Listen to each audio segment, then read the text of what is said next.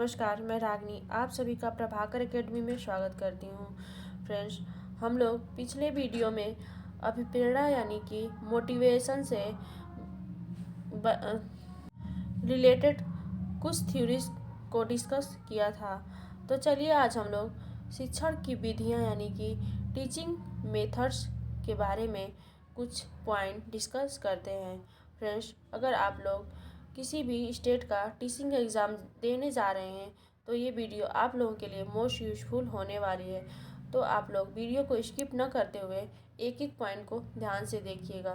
Friends, अगर आप लोग पिछले वीडियो को नहीं देखा है तो आप लोग प्रभाकर एकेडमी की ज्वाइन करके डिस्क्रिप्शन बॉक्स में सारे वीडियोस पड़े हैं, आप लोग एक एक करके देख सकते हैं।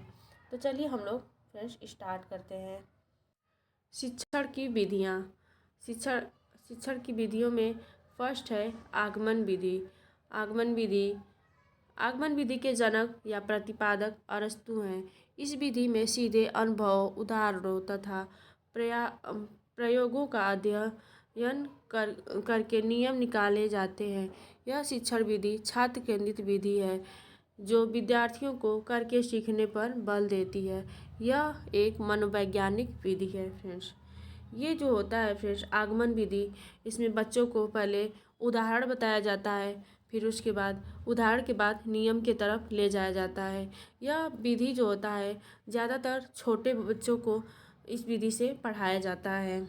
इस विधि में जो है पहले जो है उदाहरण से नियम की ओर चला जाता है, फिर उसके बाद स्थूल से सूक्ष्म की ओर, फिर उसके बाद विशिष्ट से सामान्य की ओर, फिर उसके बाद ज्ञात से अज्ञात की ओर, फिर उसके बाद मूर्त से अमूर्त की ओर। फ्रेंड्स, ये जो है एग्जाम में ऐसे ही पूछता है कि किस विधि में उदाहरण से नियम की ओर चला जाता है, या स्थूल से सूक्ष्म की ओर चला जाता है, या विशिष्ट से सामान्य की ओर चला जाता है, या ज्ञात से अज्ञात की ओर चला जाता है, या मूर्त से अमूर्त की ओर चला जाता है। तो सारे का एक ही आंसर होगा कि आगमन विधि में चला जाता है। और छठा है प्रत्यक्ष से प्रमाण की ओर बढ़ते हैं। तो ये भी आगमन विधि में ही प्रत्यक्ष से प्रमाण की ओर ही बढ़ते हैं। दूसरा विधि है निगमन विधि। दूसरा विधि क्या है? निगमन विधि। Deductive method. क्या? Deductive method. निगमन विधि के जनक या प्रतिपादक भी अरस्तु हैं, यानी कि आगमन विधि के जनक भी अरस्तु थे और निगमन विधि के भी जनक अरस्तु हैं। इस विधि में सर्वप्रथम विद्यार्थियों को नियमों का ज्ञान दे दिया जाता है। इसके पश्चात उदाहरण देकर उन नियमों को समझाया जाता है। इस विधि में यह विधि एक शिक्षक केंद्रित विधि है कहलाती है। इसमें शिक्षक ही सारे नियम सिखाते हैं और निगमन विधि से ठीक विपरीत कार्य करती है। यानी कि फ्रेंड्स, निगमन विधि जो है आगमन विधि का उल्टा है। निगमन विधि में आगमन विधि का सारा प्रोसेस उल्टा होता है। फ्रेंड्स, इस विधि में जो है प्रमाण से प्रत्यक्ष की ओर, सूक्ष्म से स्थूल की ओर, सामान्य से विशिष्ट की ओर, अज्ञात से ज्ञात की ओर, नियम से उदाहरण की ओर आगे बढ़ते हैं।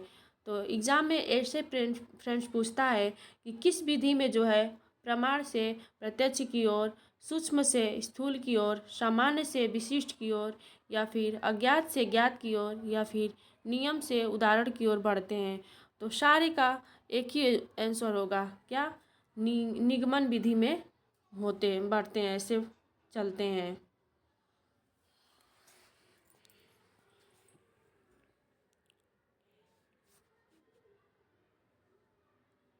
तीसरा विधि है फ्रेंड्स प्रोजेक्ट विधि। क्या तीसरा विधि है? Project method. इसके प्रवर्तक किलपैट्रिक थे। क्या? प्रोजेक्ट विधि के जो प्रतिपादक थे किलपैट्रिक थे। फ्रेंड्स, ये भी एग्जाम में ऐसे ही पूछता है कि प्रोजेक्ट विधि के प्रतिपादक कौन थे। तो प्रोजेक्ट विधि के प्रतिपादक जो है किलपैट्रिक थे। यह विधि अनुभव केंद्रित होती है। यह बालकों के समाजीकरण पर विशेष बल देती है। इस विधि में विद्यार्थी स्वतंत्र रूप से कार्य करता है एवं अपनी समस्याओं का हल अपने स्वयं के विचारों के आधार पर करता है। यह विधि वास्तविकता के सिद्धांत पर कार्य करती है, क्योंकि यह विद्यार्थियों को इस प्रकार की शिक्षा प्रदान करती है जिससे वे अपने जीवन की समस्याओं का भी समाधान कर सकें। यह एक बाल केंद्रित शिक्षा है। इस विधि में विद्यार्थी सक्रिय, क्रियाशील रहते हैं और समूह में रहकर कार्य करना सीखते हैं। इससे उनमें आत्मविश्वास भी पैदा होता है। प्रोजेक्ट विधि में क्या होता है फ्रेंड्स कि बच्चों का एक समूह तैयार किया जाता है जिसमें बच्चों के जो 6 से 7 बच्चे हों या फिर 8 से 9 बच्चे होते हैं, और उनको एक समूह में बांट दिया जाता है। एक एक समूह करके ऐसे 6-7 बच्चों का एक एक समूह करके बांट दिया जाता है और उनको एक विषय वस्तु दे दिया जाता है, दे दिया जाता है जैसे कि पर्यावरण या फिर जल पर एक प्रोजेक्ट तैयार करो आप लोग। और ये बच्चे ऐसे मिल करके एक प्रोजेक्ट तैयार करते हैं। इससे वे स्वयं अनुभव करते हैं और एक अपने स्वयं के अनुभव को उसमें लिखते हैं और वे स्वयं सक्रिय भी रहते हैं। तो ये हो जाएगा प्रोजेक्ट विधि। चौथा है फ्रेंड्स प्रत्यक्ष विधि। चौथा क्या है? प्रत्यक्ष विधि, यानी कि डायरेक्ट मेथड। इस विधि में बालक को बिना व्याकरण के नियमों का ज्ञान कराए भाषा सिखाई जाती है। इस विधि में जो बालकों की मातृभाषा होती है उससे बिना मध्यस्थ बनाए उसे अन्य भाषा सिखाई जाती है, अर्थात मातृभाषा की सहायता नहीं लेकर, बल्कि विद्यार्थी को सीधे बार बार लिखित अभ्यास द्वारा सीधे नई भाषा सिखाई जाती है। इससे क्षेत्रीय भाषा का भी प्रयोग नहीं किया जाता। इस विधि में वार्तालाप के माध्यम से अधिक सीखने पर बल दिया जाता है जिससे वह प्राकृतिक के रूप में सीख सके। इस विधि में श्रव्य दृश्य सामग्री का प्रयोग किया जाता है। प्राथमिक कक्षाओं हेतु यह विधि अत्यधिक उपयोगी है। इस पद्धति का मुख्य सिद्धांत है कि जिस प्रकार बालक श्रवण एवं अनुकरण द्वारा मातृभाषा सीख लेता है, उसी प्रकार दूसरी भाषा सीख सकता है।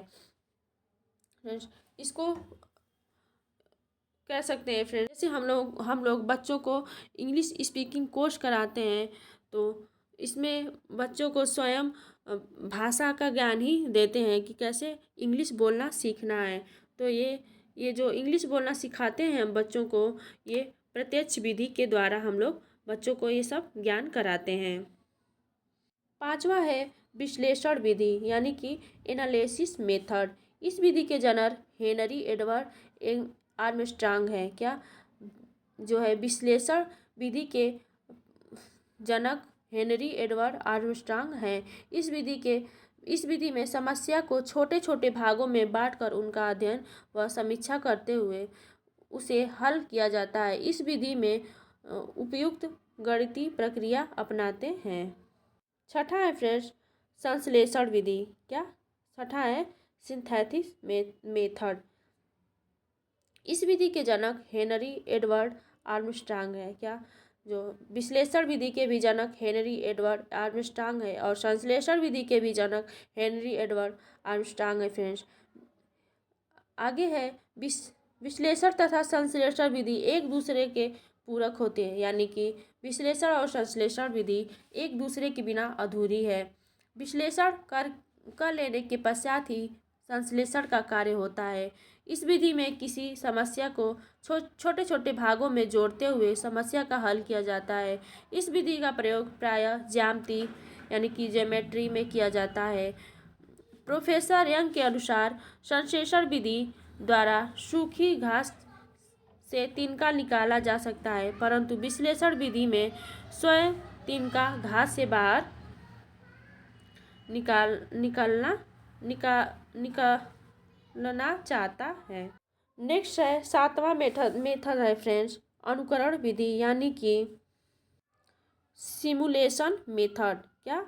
Simulation method. इस विधि में बालक अनुकरण करके सीखता है। इस विधि को अनुकरण विधि कहा जाता है। इस विधि में बालक अपने शिक्षण का अनुकरण करके लिखना, पढ़ना व नवीन रचना सीखता है। इस विधि के अंतर्गत बालक शिक्षक के उच्चारण को सुनकर वाचन करता है। सीखने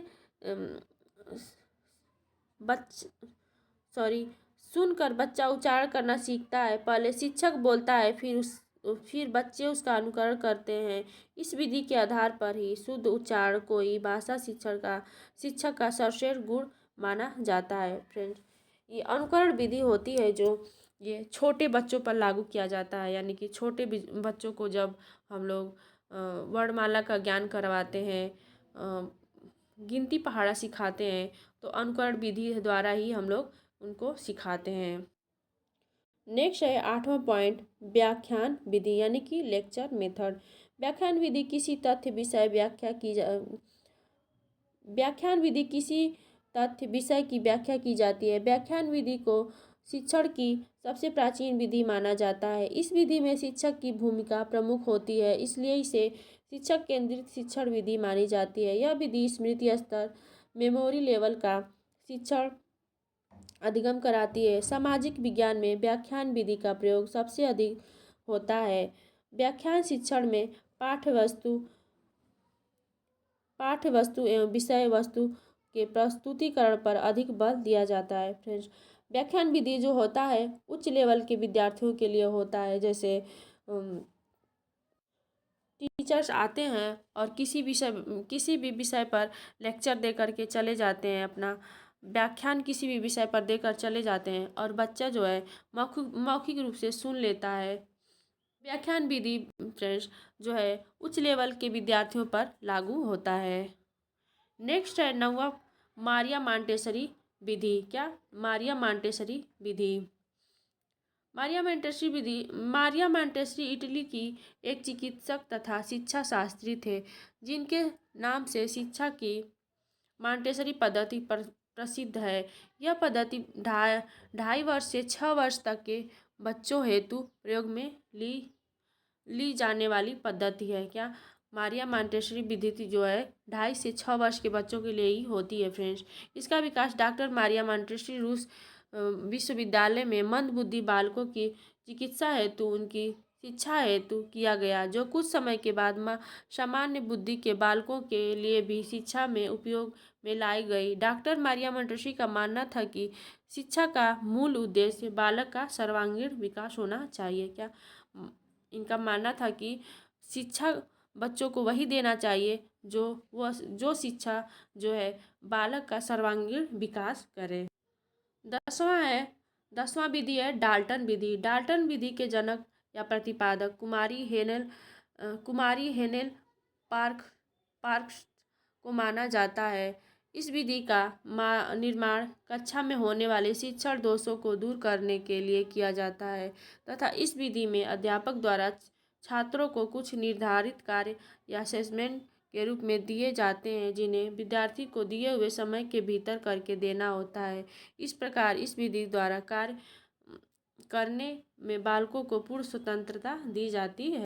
डाल्टन विधि में क्या होता है कि बच्चों को किसी विषय पर असाइनमेंट तैयार करने के लिए दे दिया जाता है और बच्चे स्वतंत्र हो करके उनको पर्याप्त समय भी दे दिया जाता है ताकि बच्चे स्वतंत्र हो करके अपने असाइनमेंट को तैयार करें। तो इस विधि को डाल्टन विधि कहते हैं। 11वां विधि और लास्ट विधि है भाषा संसर्ग विधि। यह एक व्याकरण शिक्षण विधि है। इस विधि को अव्याकृत विधि के नाम से भी जाना जाता है। इस विधि में रचनाओं के माध्यम से व्याकरण का ज्ञान दिया जाता है। प्राथमिक कक्षाओं हेतु यह विधि काम में ली जाती है क्योंकि यह भाषा की शुद्धता का प्रयोग पर बल देती है। इस विधि के द्वारा छात्रों को अच्छे लेखन की पुस्तकों के माध्यम से व्याकरण का ज्ञान दिया जाता है। फ्रेंड्स, भाषा संसर्ग विधि जो होती है फ्रेंड्स छोटे बच्चों पर लागू किया जाता है। यह बच्चों को इस विधि से शुद्ध लिखना, शुद्ध पढ़ना और शुद्ध व्याख्या करना सिखाया जाता है। तो फ्रेंड्स, आज के लिए बस इतना ही। नेक्स्ट हम लोग शिक्षा समिति और शिक्षा आयोग नेक्स्ट वीडियो में हम लोग डिस्कशन करेंगे। तो फ्रेंड्स, आज के लिए बस इतना ही। Okay friends, thank you.